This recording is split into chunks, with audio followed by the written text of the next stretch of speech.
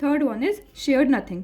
यहाँ पे हर नोड के पास अपना खुद का प्रोसेसर, मेमोरी और स्टोरेज होती है। They have their own dedicated resources.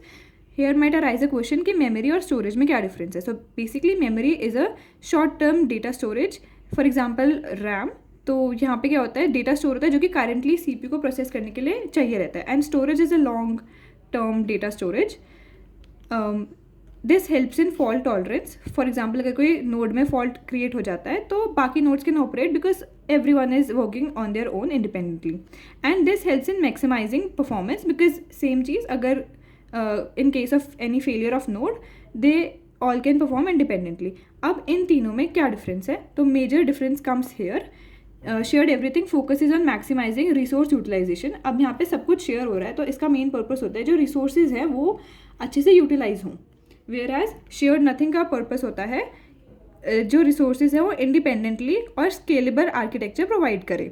Where as share disc इन दोनों का एक मिड वे होता है which offers a balance between independent and shared resources. Let's continue with the next topic, non-relational distributed database. That means NoSQL. So here oftenly जो ACID properties हैं वो fully followed नहीं होती हैं। यहाँ पे instead कुछ other considerations are more significant like balancing availability and consistency. Hardware economics.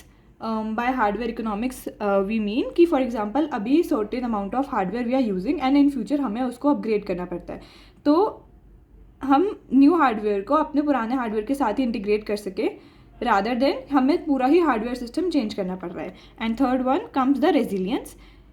Resilience by this we means कि in case of any event failure data का कोई लॉस ना हो and there would be no interruption to the availability of data.